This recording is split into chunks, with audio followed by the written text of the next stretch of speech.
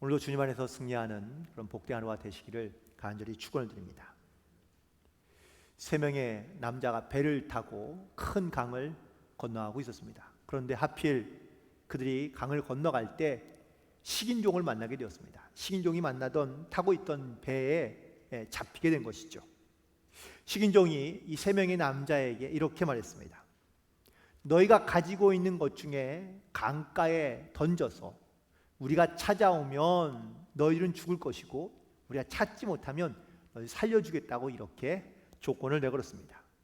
그러자 첫 번째 남자가 자기가 갖고 있던 물건 중에 뭘 버리면 좋을까라고 생각하다가 자기가 갖고 있던 시계를 풀어서 아주 멀리 그리고 힘차게 던졌습니다.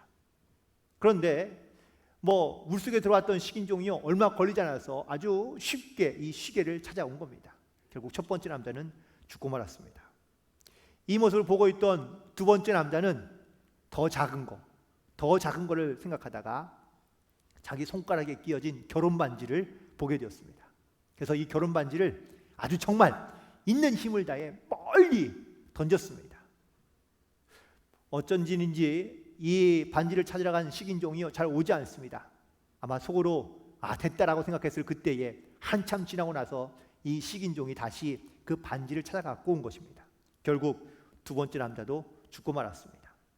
그런데 세 번째 남자는요 뭘 버리면 좋을지를 고민하다가 드디어 입가에 이렇게 미소가 지어지기 시작합니다. 그리고는 자기가 갖고 있던 음료수 병을 뚜껑을 오픈하더니 그 음료수 병을 바다에 뿌리면서 잘 찾아오라고 이렇게 얘기해 주었다는 겁니다. 결국 마지막 사람만 살아남게 된 것이죠. 우리는 살아가면서 내 나름대로 우리가 갖고 있는 어떤 가치 있고 소중한 것에 대한 그런 어떠한 우선순위를 가지고 살아가게 됩니다. 그런데 막상 우리 가운데 어떤 마지막 선택의 순간 가운데 그 중요하고 소중했던 것들을 과연 우리가 얼마나 지켜갈 수 있을까요?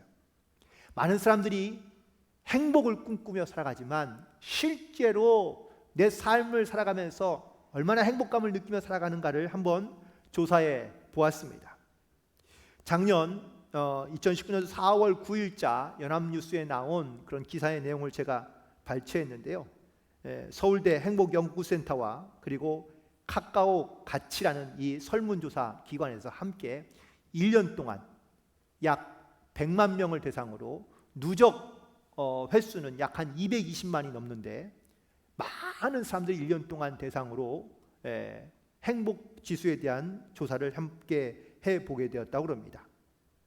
그런데 결과적인 이야기지만 한국인들은 스스로 나는 행복을 느끼며 살아가고 있다는 그 행복의 수준은 보통 수준이고요. 반대로 내 삶에서 스트레스를 받고 살아간다라고 생각하고 있는 사람들이 훨씬 더 많다는 것을 조사 결과 알게 되었다고 합니다. 그 중에서도 여러분들 이 표를 보시듯이 20대와 30대가 가장 행복감이 낮은 것으로 조사가 되었는데 그 이유는 아마 이런 것이겠죠.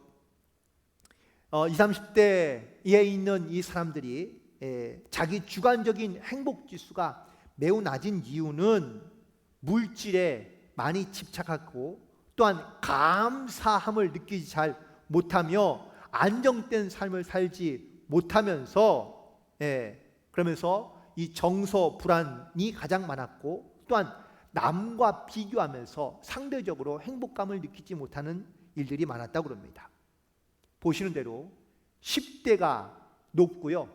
그리고 60대, 70대가 지나갈수록 행복감이 훨씬 더 좋아졌다고 이렇게 얘기하고 있는데 그런데 여기에서 충격적인 것은 이 행복지수가 3점대 이 미만으로 내려오는 이 사람들은요 전체 인구의 한 4분의 1에 가까운데 이 행복지수는 아프리카에서 내전과 혹은 또 기근에 시달리고 있는 사람들의 행복지수와 비슷하다는 겁니다.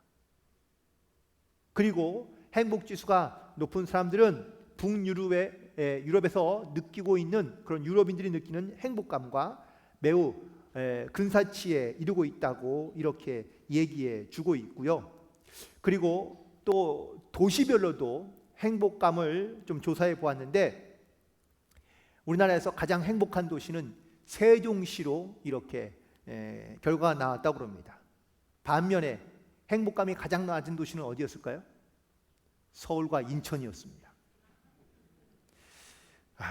그러면서 참 안타까운 일이라는 생각이 들었고요. 행복감이 가장 낮은 도시에서 살고 계신 여러분들을 정말 심심한 마음으로 좀 위로해 봅니다. 여러분들 좀 주변에 좀 행복한 사람들을 좀 많이 만나시고 그리고 행복감을 느끼며 살아갈 수 있는 그런 우리가 되었으면 좋겠습니다.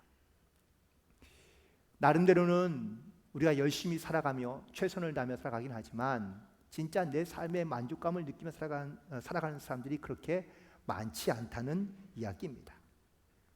특별히 우리도 신앙생활을 하고 있으며 혹은 또 믿음을 가지고 살아가긴 하지만 여전히 믿음을 갖고 있거나 신앙을 갖고 살아가는 사람들조차도 이런 행복감과 감사함으로 살아가지 못하는 경우가 많다는 겁니다.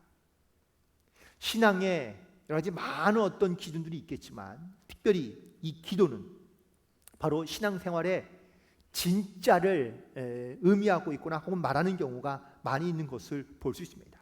특별히 기도는 우리의 영적인 호흡이라는 것을 이야기를 많이 하는데 이 호흡인 기도가 있어야 우리의 생명을 유지하고 또한 건강한 삶을 누릴 수가 있기 때문입니다. 지난 4주 동안 영적 무장과 하나님의 전신갑주에 대하여 말씀을 드렸었죠.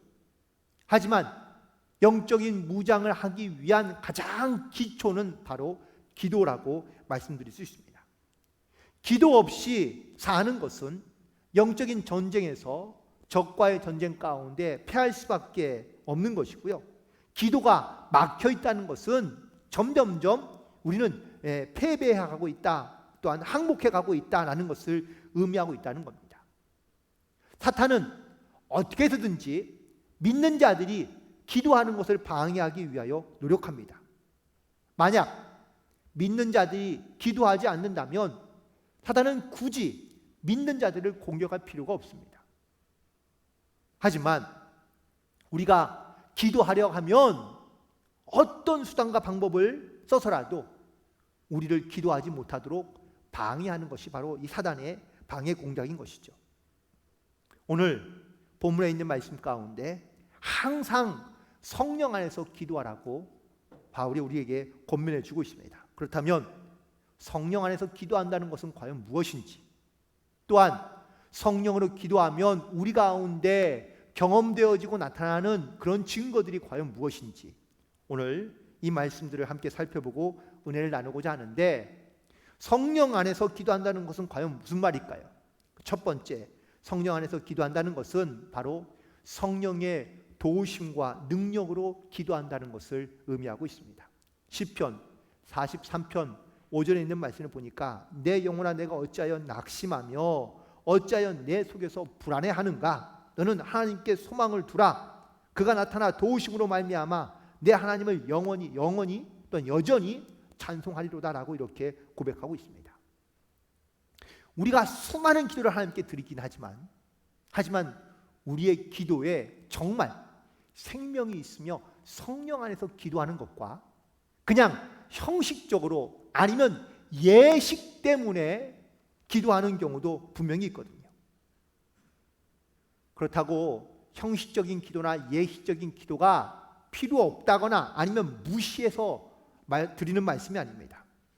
다만 우리가 성령 안에서 기도하지 않는다면 형식적이나 예식적으로 드리는 기도는 살아있다고 말할 수 없으며, 또한 그런 기도는 영혼을 구원하거나 우리의 죄를 깨닫고 하나님께 회개하지 못하게 하기 때문에 형식적이며 의식적이고 예식적인 기도는 살아있는 기도라고 말하기가 어렵다는 겁니다. 우리가 성령 안에서 기도한다는 것을 우리는 이해는 하고 있는데 잘 말로 풀어서 설명하기가 매우 어렵죠. 좀 비유적으로 한번 말씀해 드린다면, 마치 어르신들 비가 오기 전에는 막 몸이 쑤시시죠. 팔다리가 쑤시고 허리가 쑤시고 그런다는 말씀들을 많이 하시는데 젊은 사람들은 이해를 못합니다. 그런데 어르신들은요, 팔다리가 쑤시거나 허리가 쑤시면 그 다음날 꼭 비가 오는 경우가 많습니다. 이건 누가 가르쳐 준 것도 아닌데 몸으로 습득되어서 알고 있는 그러한 사실인 것처럼, 우리가 성령 안에서 기도한다는 것은 이러한 경험과 체험을 통하여 우리가 깨닫고 알아서 우리가 하나님 앞에 기도하는 것이지, 누가 가르치거나 혹은 또 누가 명령하거나 혹은 또 누가 우리 가운데 말한다고 우리가 그것을 깨달아지거나 혹은 또 그것을 느껴져서 우리가 하나님 앞에 기도하는 것이 아니라는 겁니다. 따라서 우리는 성령 안에서 이 하나님의 도우심을 구하고 하나님의 능력 안에 기도할 때 우리가 살아있는 그리고 생명력을 가진 기도로서 우리가 하나님 앞에 나아가게 될 줄로 믿습니다. 실제로 있었던 사건인데요, 어떤 한 미국인 여행객이 한국에 와서 여행을 하다가 택시를 탔습니다. 그런데 아뿔싸 이게 현금을 가져오지 않은 거예요. 그 당시에는 카드로 이 택시를 지불할 수가 없던 때였다고 합니다. 그래서 할 수 없이 이 미국인 여행객이요, 자기가 갖고 있던 종이에다가 글을 써서 이 택시기사에게 주었다는 겁니다. 택시기사가 화가 나서 이 여행객을 데리고 경찰서로 데려갔습니다. 그리고 사기꾼으로 고발한 거죠. 그러자 이 미국인과 대화를 해봤더니 이 미국인이 준 것을 알고 보니까 개인 수표 책입니다. 미국에서 사시는 분들은 개인 수표 책이 있어서요, 마치 개인 어음과도 같아서 자기가 거기다가 금액을 쓰면 현금으로 가서 받을 수도 있고 은행에 예치하면 바로 돈이 입금되기도 합니다. 그래서 이 미국인 여행객은 자기의 수표를 써서 이 택시 기사에게 주었는데 이게 과연 한국에서 무슨 쓸모가 있습니까? 무용지물인 것이죠. 그래서 경찰관이 이 미국인 여행객에게 이렇게 설명해 주었습니다. 당신은 한국의 어떤 은행에도 당신의 계좌가 있지 않고, 또한 당신의 이름으로 써진 이 수표책은 한국에서는 아무런 소용이 없으니 이거는 의미가 없다고 혹은 무용지물이라고 말해 주었습니다. 이 미국인 여행객이 갖고 있는 착각은 무엇이었습니까? 내가 살던 나라에서 내가 살던 방식대로 다른 나라에 가서도 똑같이 통용될 수 있다고 생각한 것이, 이것이 큰 착각이었던 것이죠. 영적으로 본다면 우리도 이런 착각 가운데 살아가고 있는지 모릅니다. 내가 세상에서 갖고 있는 지식이나 경험을 가지고 영적인 문제 혹은 영적인 싸움 가운데도 내가 이길 수 있다고 생각한다면 이거는요, 우리의 영적인 착각이라는 겁니다. 나의 능력, 나의 지식과 경험으로 이 땅을 살아가는 것이 아니라 하나님의 도우심과 하나님의 능력 안에 우리가 이 땅 가운데 살아갈 때 우리가 온전하며 혹은 또 건강하고 승리하는 삶을 살아갈 수 있다는 사실입니다. 두 번째, 성령 안에서 기도한다는 것은 바로 우리의 연약함을 도우시는 성령님이 계시고 또한 끊임없이 우리를 위하여 기도하며 간구하고 있다는 것을 깨달으라라는 말씀이기도 합니다. 로마서 8장 26절과 27절에 있는 말씀입니다. 이와 같이 성령도 우리의 연약함을 도우시라니 우리는 마땅히 기도할 바를 알지 못하나 오직 성령이 말할 수 없는 탄식으로 우리를 위하여 친히 간구하신다고 말씀하고 있습니다. 성령은요, 우리의 모든 약한 것을 알고 계신다는 뜻입니다. 우리는 가끔 어떻게 기도해야 될지, 무엇을 기도해야 될지, 사실 우리의 기도의 문이 막히는 때가 많이 있는 것을 보게 됩니다. 몇 마디 기도하고 나면 더 이상 기도할 게 없어서 사실 우리는 기도하는 것이 힘들고 어렵다는 말씀들 많이 합니다. 그래서 하나님부터 멀리 떨어져 있고 싶어 하거나 하나님을 멀리하고 싶을 때도 있고요. 또 어떨 때는 우리가 죄악 가운데 빠져서 하나님을 모른 척하며 살아갈 수도 있습니다. 하지만 이런 모든 우리의 약함을 아시는 하나님, 그래서 성령님을 통하여 우리 가운데 깨닫게 하시고 우리의 약함을 도우시기 위하여 우리는 성령 안에서 기도해야 한다는 사실을 말씀하고 있습니다. 이 진리를 깨닫고 또한 이 말씀을 우리가 믿는다면 우리는 반드시 성령의 도우심을 구하며 또한 성령 안에서 기도함으로 성령을 의지하며 살아가야 될 줄로 믿습니다. 그리고 세 번째, 성령 안에서 기도한다는 것은 이 성령이 하나님의 깊은 것을 알고 계시고 통달하시기 때문에 우리는 그 하나님의 뜻을 알기 위하여 성령 안에서 기도해야 한다고 말씀하고 있는 겁니다. 고린도전서 2장 10절에 있는 말씀입니다. 오직 하나님이 성령으로 이것을 우리에게 보이셨으니 성령은 모든 것 곧 하나님의 깊은 것까지라도 통달하시느니라. 갈라디아서 5장 16절입니다. 너희는 성령을 따라 행하라. 그리하면 육체의 욕심을 이루지 아니하리라 라고 말씀하고 있습니다. 성령 안에서 기도한다는 것은 내가 하나님의 뜻이 무엇인가를 깨달아 간다는 것을 의미하고 있습니다. 하지만 우리가 성령 안에서 기도하지 않는다면 우리는 하나님의 뜻이 무엇인지 하나님의 계획이 무엇인지 관심조차 두지 아니하고 그냥 나의 기도만 하나님께 드리다가 끝나는 경우가 대부분입니다. 내가 구하는 것, 내가 원하는 것과 하나님이 원하시는 것이 과연 똑같습니까? 대부분 우리가 구하는 기도와 하나님이 기뻐하시고 원하시는 기도가 다른 경우가 많습니다. 우리는 나의 감정대로 기도하고 내 생각대로 기도하고 내 의지를 관철시키기 위하여 기도하는 경우가 많습니다. 그러다 보니 하나님의 뜻과는 전혀 상관없는 기도를 우리는 드릴 때가 많다는 것이죠. 그래서 성령 안에서 기도해야 한다는 것을 말씀하고 있는 겁니다. 성령 안에서 기도해야 우리가 하나님의 깊은 뜻을 깨달을 수가 있기 때문에 그렇습니다. 그리고 우리가 성령 안에서 기도해야 내 욕심과 욕망을 버려놓고 하나님의 뜻을 구할 수 있는 그런 지혜, 그런 믿음도 우리 가운데 생겨날 수 있다는 사실입니다. 고린도후서 12장 8절부터 9절까지 있는 말씀에 보면 사도 바울이 하나님 앞에 3번이나 간절하게 기도하는 기도의 제목이 있습니다. 그건 바로 자기 육체의 가시인 질병 때문이었습니다. 이 질병만 고치면 내가 하나님께 더욱더 헌신하며 또한 내가 더욱더 건강한 사역을 할 수 있을 것 같은데 이 육체의 가시인 질병 때문에 내가 몸이 약해져서 혹은 또 몸이 힘들어서 하나님의 사역을 할 수 없기에 사도 바울은 하나님 앞에 간절하게 3번이나 기도합니다. 그런데 이런 기도에 하나님께서 어떻게 응답하셨습니까? 고린도후서 12장 9절에 있는 말씀 보니까 나에게 이르시되 내 은혜가 내게 족하도다. 이는 내 능력이 약한 데서 온전해지기 때문이라고 말씀하고 있는 것을 알 수 있습니다. 바울은 자기의 육체인 가시인 그 질병을 감추고 싶었던 것이죠. 드러내고 싶지 않았고, 왜냐하면 나의 약점이기 때문에 이 약점을 모든 사람들에게 공개하거나 드러내는 것이 이것이 얼마나 부끄러운 일입니까? 수치스러운 일입니까?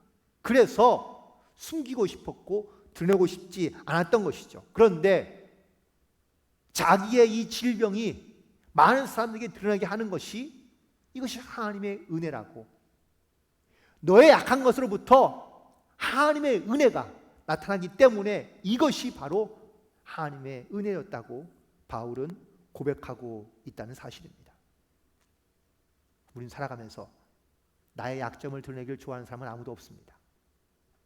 다 감추려고 하고 숨기려고 하고 드러내고 싶지 않은 것이죠.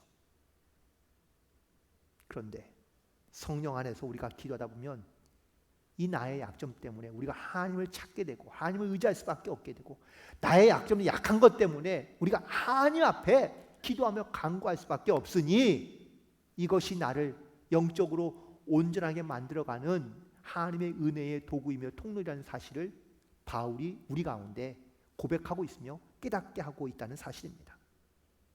그렇다면 영적으로 우리는 과연 얼마나 성령 안에서, 나는 성령 안에서 기도하고 있는가라는 것을 자문해 봐야 될 것 같습니다.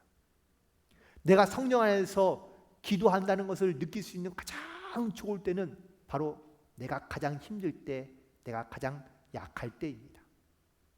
나의 힘으로도 해보고 나의 능으로도 해보고 나의 경험으로 해봐서 모든 것이 안 될 때 우린 그제서야 하나님 앞에 엎드리거나 하나님 앞에 기도하거나 하나님 앞에 무릎 꿇는 경우가 대부분이기 때문에 그렇습니다.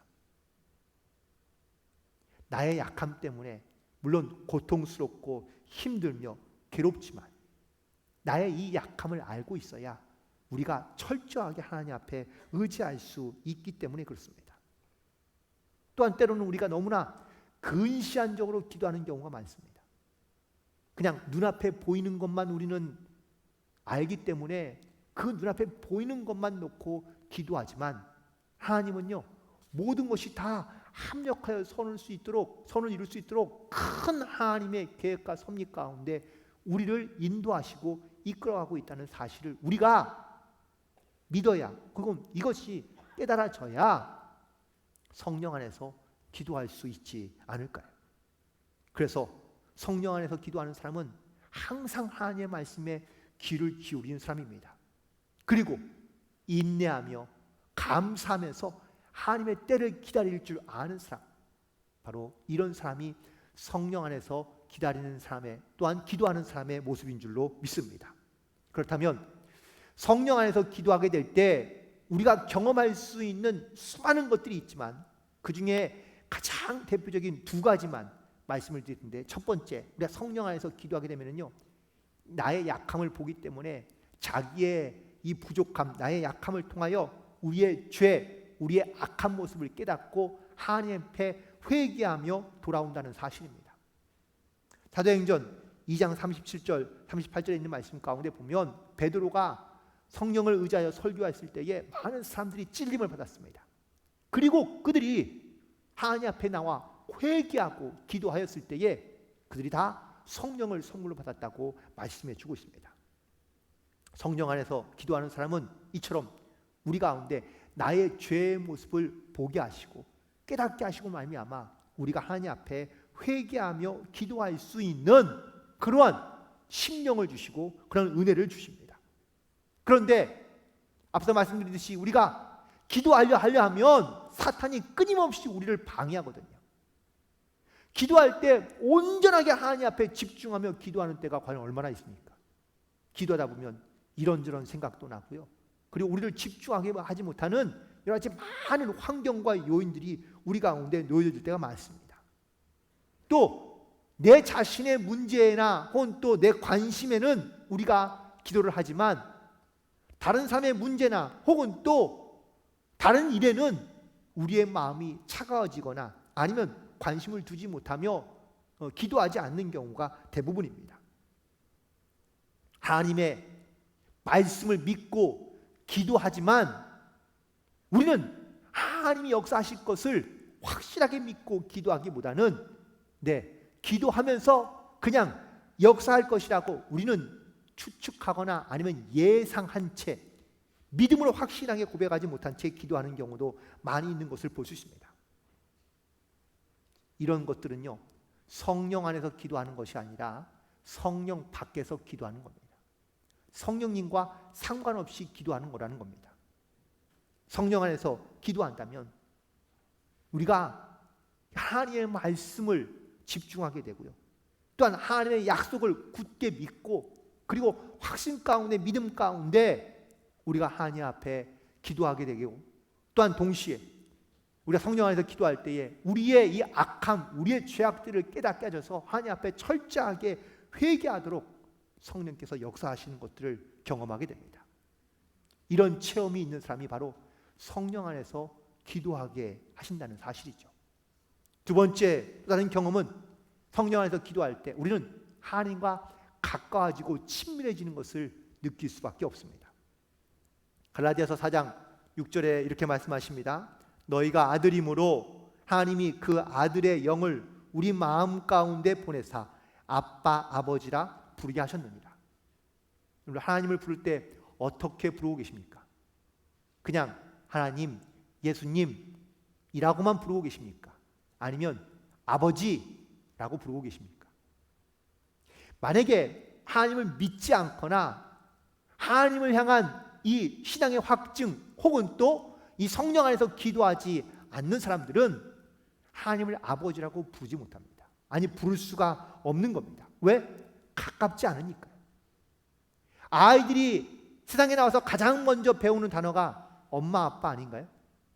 가장 많은 쓰는 단어도 엄마 아빠일 겁니다. 우리가 하나님 앞에 부르짖을 때 우리는 어떻게 기도합니까?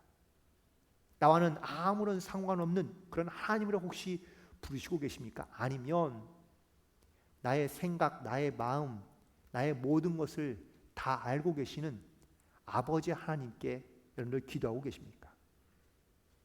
우리가 하나님을 어떻게 고백하느냐, 그것이 바로 지금 나와 하나님과의 영적인 관계라고 말해도 과언이 아닙니다.